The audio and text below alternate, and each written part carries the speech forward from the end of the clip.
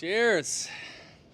Cheers. Throw up a little photo from the other side. The sun is setting. Freaking gorgeous out. Standing pod.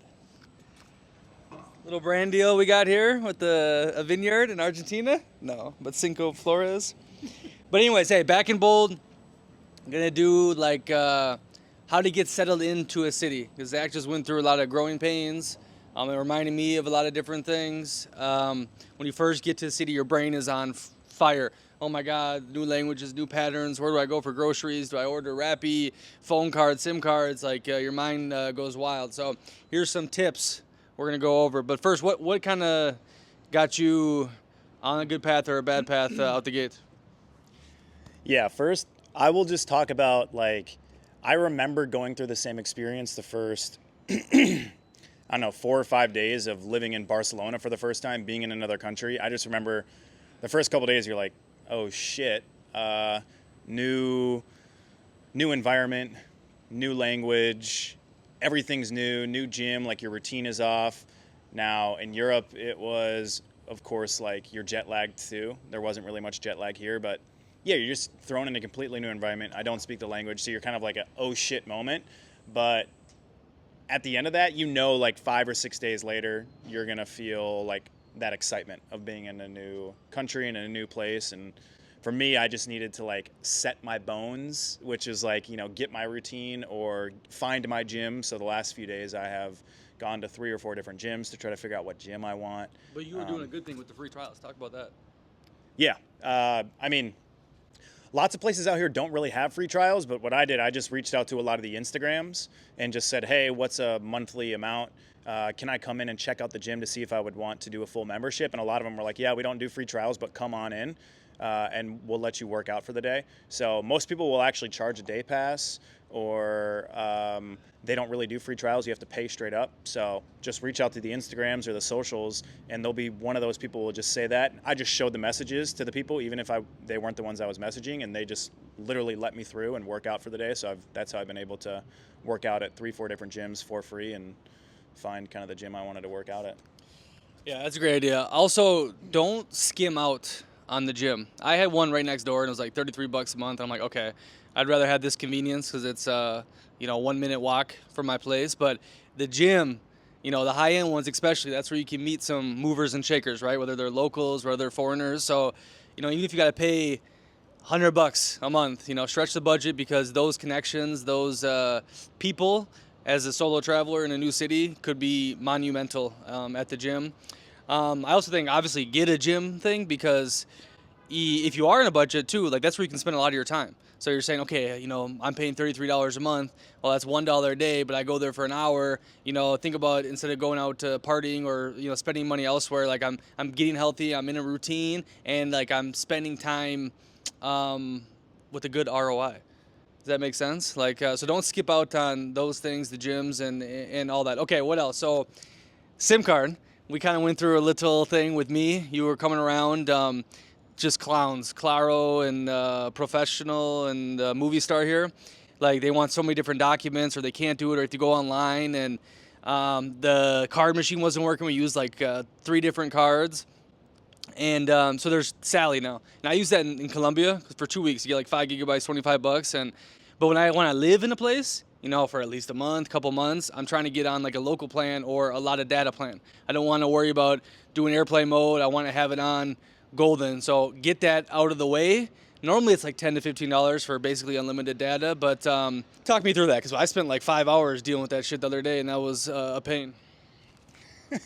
Yeah, I got a little frustrated just following Nick around trying to get a SIM card.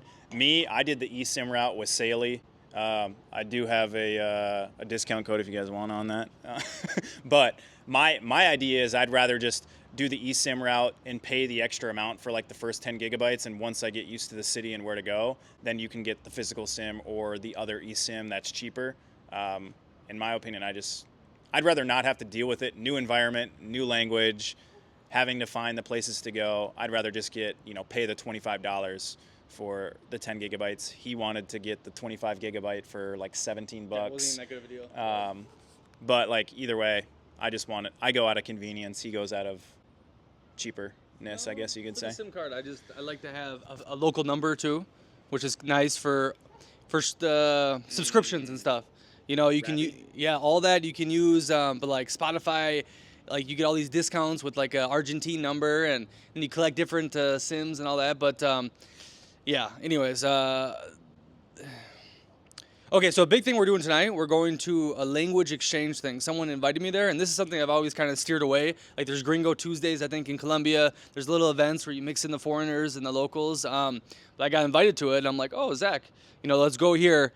Especially as like a solo traveler who needs like extroversion and wants to meet new people. I think these little events are great, and they have them in every freaking city. I mean, you've been lucky because I'm down here with you, but you know, you did in Barcelona. How did you meet friends? Or you had like a little group already too, right? Yeah. Yeah, I mean, technically I was with students, so it was like kind of a typical, I don't know, study abroad. So I met people that way, but I also did an internship, so I met a couple other people that I wouldn't have met outside of just doing the internship. But what he said, or what he's been on me about, is just talk to random people on the streets, even though I don't speak the language. He does that pretty often. This is a little bit easier for me because I guess we'll find out if people actually at this exchange, you know, speak English or not.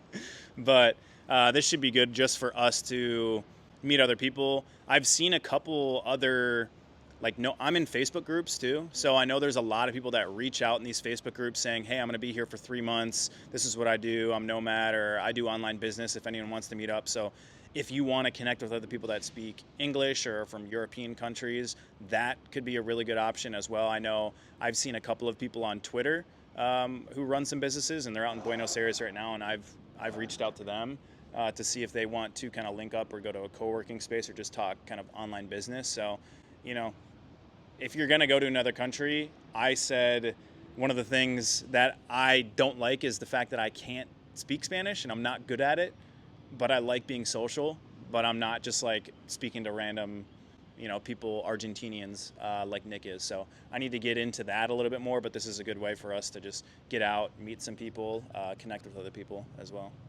Yeah, I mean, you become forced to do this. Unless you want to sit in your room and be lonely, you get forced to just say hi to the local grandma at the cafe, a pretty girl in the street, you know, just, hey, I like your boots, amigo, over there.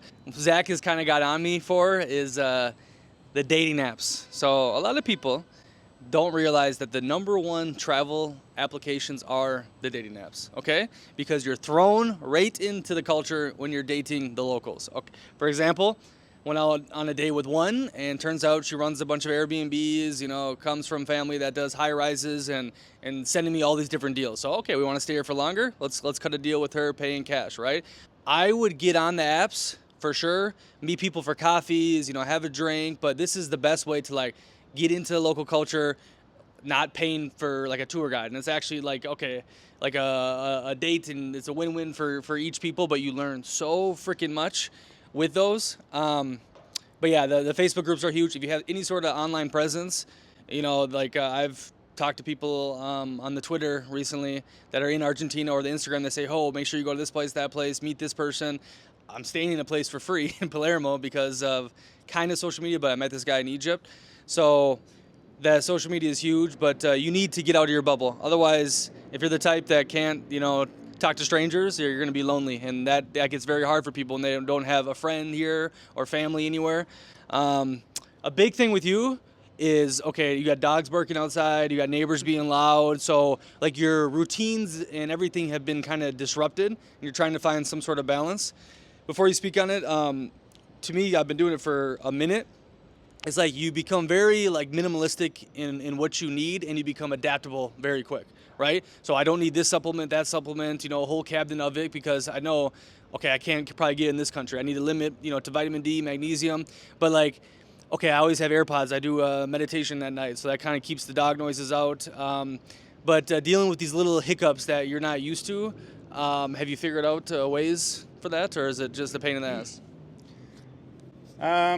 I don't know. We're still figuring it out. I have, like I said, I have like a eye mask and some like earplugs, and you know, I've been playing music or like white sound out of my phone at night. The problem with my like living room, last night was great. I actually slept great last night. There was no issues this morning, but I'm on the first floor, so that would actually be a recommendation. Like, make sure because when you're in these cities, it's a lot different from US cities. US cities are more spread out, and this is like more on top of each other. It's very European. The city just works within the city. It's all on top of each other. It's very walkable. So if you're on that first or second floor, you're going to be hearing all the buses that go by. You're going to be hearing the dogs from other apartments. You're going to be hearing that. So maybe being up on a little bit higher floor or just not on the first or second floor is going to be helpful, because that's what I noticed the first 5 or 6 days. I was waking up at 6 a.m. just because the buses, the main lines that were coming by and honking in the morning, it wasn't like that yesterday. Hopefully, you know, it's just a few days or whatever. But yeah, that's something to take note of. But like, one of our recommendations is just try to figure out how you can get into your typical routine. For me, now this next week, I'm really going to have to start making like a list of to-dos, things that I need to get done during the day, small checklist items that I want to make sure to get done. That way I can structure my day of working out a certain time, doing this here, going on a walk this time, hitting a cafe there. I think getting into your routine as fast as possible is extremely important, and not like boozing all the time. This is not a vacation. If you're going to be living in another country for a couple of months, you need to get on that routine. And if you're not boozing every day where you were before, and you know that it affects you, like for me, sticking with red wine, we're in Argentina, if I am, so rather than beer and hard alcohol and things like that. So trying to still be just as strict as you would be back home is important. I will say a good thing about Buenos Aires, at least in my area, the Palermo, I don't hear many dog barking. And that's like a famous thing in Latin America. The dogs just bark, bark, bark, and it is brutal. Okay, something you kind of got on me, and something that you did a pro as, like, I found my little cafe. I found, okay, my grocery store, and I started getting in a routine, hitting my spots. The worst part about, okay, you're out of your autopilot now, you're traveling, your patterns are breaking, you're feeling alive, then you get right into some sort of autopilot, right? So I'm finding my cafe, I'm doing this, and it becomes like a normal life, right? But what you've been doing, and what you just said though too, is like, okay, you're trying to find your routine. Now, you saw I got in my routine. I found my place, boom, boom. But then you got to mix it up. Like yesterday, went on like an hour-long walk. Saw a new part of the place, a little old rich area, and you've been on the walking part big time, which I think for sure when you hit a city, you got to get on the ground. Just start walking, feel the vibe, check out different things, like get a feel of the area. So yeah, talk to me about that aspect of your walking. What have you learned from it, and do you recommend it? Yeah. I've been getting on him. I've been giving him so much shit about just going to the same cafe. He's literally texted me like 4 days in a row, like, I'm at the same cafe. And I'm like, dude, go to another cafe. Like, I walked around the corner. There's a sick cafe called Craft. Blue building, upstairs and downstairs. I'm like, you just need to walk around. So I've been giving him crap on that because for me, when I'm in a new city, it's also a great way to be active, is just walk around. Like, that's what I really like. I think I mentioned that on the last one, is just being in a walkable city. So I'm exploring new neighborhoods. I'm walking in a new neighborhood and I'm like, oh, I could go to this cafe. Like, I literally just found a cafe today, yellow building, really cool kind of restaurant type of vibe. They have an upstairs with umbrellas that you can sit at, a downstairs, really cool vibe. Every place here has Wi-Fi pretty much, which is also really nice.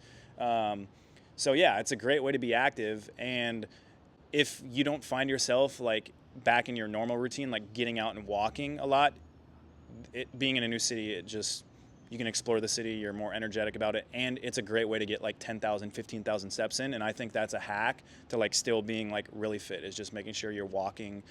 Just check out new cafes, trying different places. That's how you also find, these non-expensive spots, or these more local spots, or these local eateries, which you might want to frequent more often. And then you end up spending less money than you would at the typical cafe in your touristy area. So yeah, I've been getting on him about that, but that's just something that I like. And I'm a pretty active person. I like working out. So it just allows me to stay even more active within the city.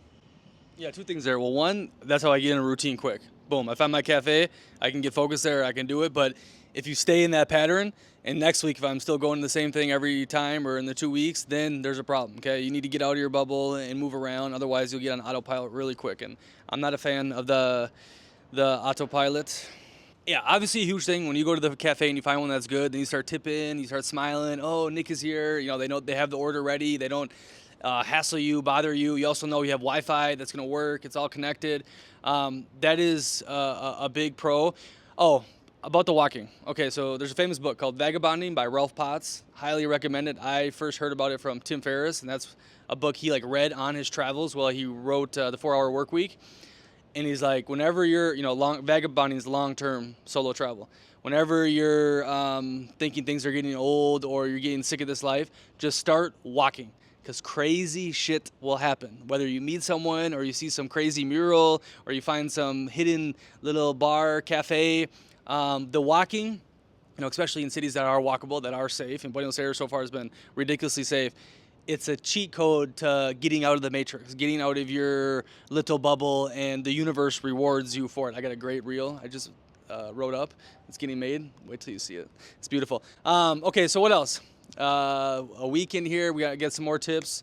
Okay, so obviously the prices have been like really weird in Buenos Aires with the economy. So like figuring out how to operate in that atmosphere in a country. So like here, meat and wine is super cheap, right? But a pre-made salad at the grocery store that's tiny is $7. So kind of adjusting your diet to the locally produced stuff, more cooking. I'm still going out. I ordered my first Rappi the other day. Always order your water, your fresh water from Rappi. You don't want to be carrying that back from the grocery store. But yeah, tell me about that aspect where kind of the price shock, but then you find a little area over here like, damn, okay, I'm going to grab this instead of going to the touristic spot. Yeah, I mean, same reason of why I walk around is just to see if I can find different options in different places. I was coming back from the gym the other day. I found a spot where they had this massive foot-long sandwich where I could get ham sandwich or a steak sandwich or even a chicken sandwich, and it was $5. And I got some dolces, which is like, chocolate croissants, as well, a couple of them, for like $7.50. So that's a really great deal. But lately I've still been grabbing, of course, meat and ground beef and eggs, and I've been eating at least one meal at my place the entire time. But as well, the apartments here, if you're going to do that and you understand that things may be a little bit more expensive, or you want to cook your food to be a little bit healthier instead of eating out all the time, make sure that you also find a place that has like a full kitchen that you're going to be a little bit comfortable in. Mine's a little bit tighter. It's a studio, so I have noticed that. So the next place I get to, that's something that I'm going to be thinking about.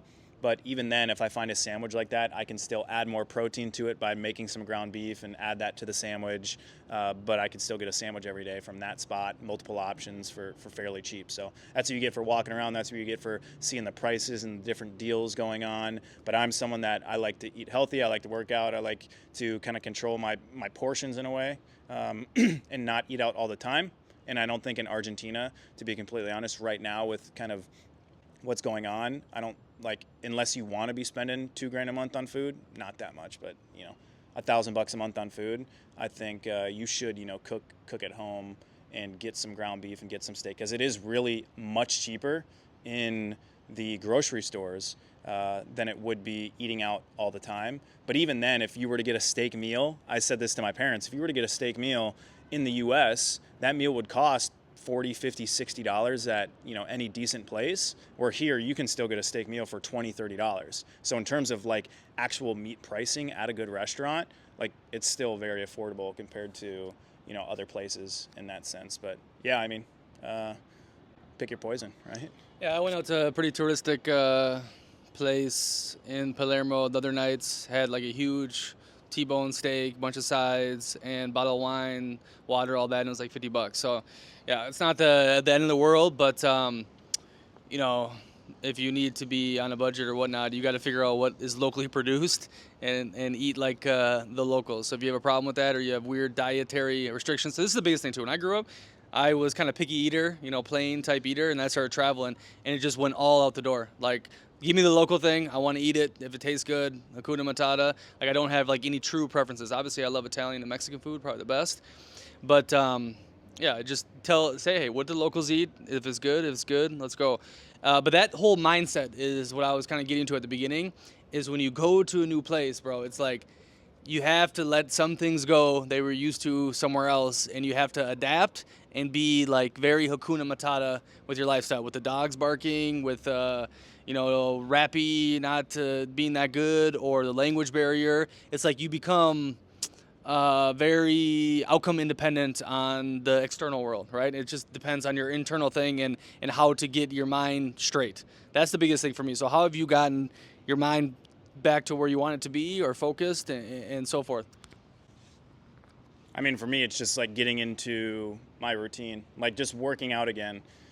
Working out for me is kind of like just I need to work out, or I need to find ways to like push myself like physically. Just being a former athlete, like that's just something that's always been ingrained in me. So for me, it's if I go a couple of weeks without doing that type of stuff, then I like go crazy, and then I just get lazy, and you just keep pushing it off. But for me, it's more of just finding a way to get into the gym and work out. And I actually chose the gym that I chose because it didn't have air conditioning, and saunas like aren't a thing really in Latin America, or especially not very in Argentina. So for me, it was like, oh, if I can work out here and just like sweat like crazy, I'll still get that kind of feeling that I would get in a sauna because I'm used to going in saunas all the time. So for me, it's just working out and trying to get scheduled and prioritizing certain things.